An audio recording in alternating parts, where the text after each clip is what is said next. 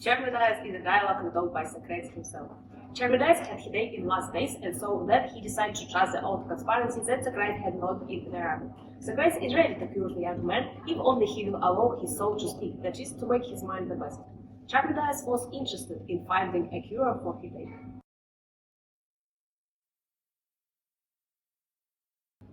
And what is it? I know the remedy which will help to cure your headache, but not only it. The head cannot be cured separately from the rest of the body and from the soul. And the best cure is fair words, which help to obtain temperance. From Critias, I heard that you're outstanding temperance. Do you have this quality? It would be very strange and should give delight to the creatures if I will say that I am not temperate. But on the other hand, if I say that I am, I shall to praise myself. Therefore, I don't know how to answer this.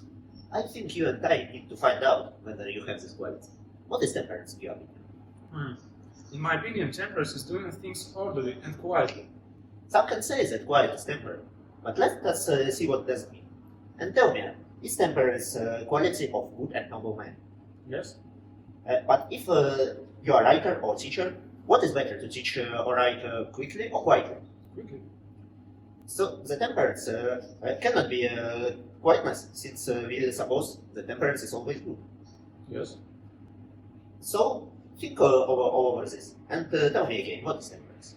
I heard from someone that told me that temperance is doing our own business. Oh gosh, was it Critias who told you that? Can we say that a writer do nothing when he reads or writes? I think he's doing something. But many people read and write. Can we say that they are not temperate? Certainly not. But aren't they doing not their business? Possibly we can say. The temperance will not be doing one's own business. Who said that mean something else? Was he a fool? Critias had long been showing an assignment for he felt that he had a reputation to maintain his Charmides and the rest of the company, but with time Critias grew angry and said, Do you imagine, Charmides, that the author of this definition of temperance did not understand the meaning of his own words, only because you don't understand them? At his age, he hardly to be expected to understand. But you are older and have studied. Do you know the meaning of them? I entirely agree and accept the definition. So craftsmen make or do something. And do they make or do their own business only?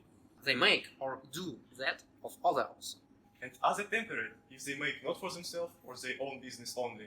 They may be reasonably supposed to call wise because they do their own work. Do you mean that this doing or making of good actions is temperance? For temperance, I define in plain words to be the doing of good actions.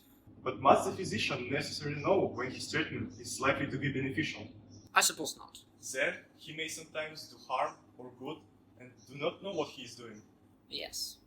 Then, in doing good, he may act wisely and temperately, but not know his own wisdom or temperance. But that, Socrates, is impossible. My object is to leave the previous discussion and to rise a new one in which I will attempt to prove that temperance is self-knowledge. Then, temperance or wisdom, if implying some knowledge, it must be a science of something. I mean to say that wisdom is the only science which is the science of itself as well as of the other sciences. But the science of science, I said, will also be the science of the absence of science. So, do you mean that wisdom and temperance is for man to know what he knows and what doesn't know?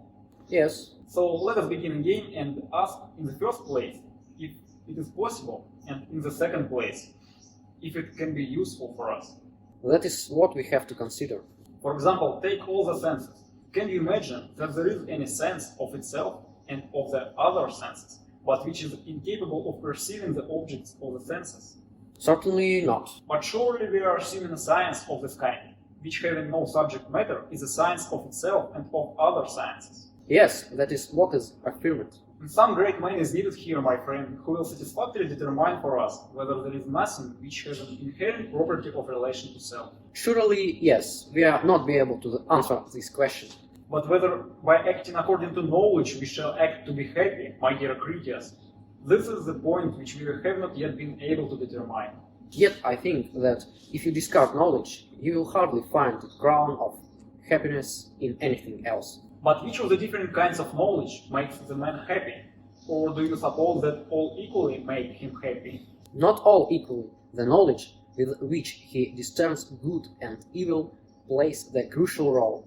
But that science is not wisdom or temperance, but a science of human advantage, not a science of other sciences or of ignorance, but of good and evil.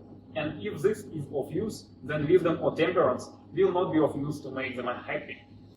For your sake, Charmides, I'm very sorry that you, having such beauty and temperance of soul, should have no profit in life from your wisdom and temperance. So, after that, I don't know exactly have I wisdom and temperance or not. And further, I'm sure, Socrates, that I do need the charm. I shall be willing to be charmed by your dialect until you say that I have had enough. And that's how one of the Socrates' dialogues finished.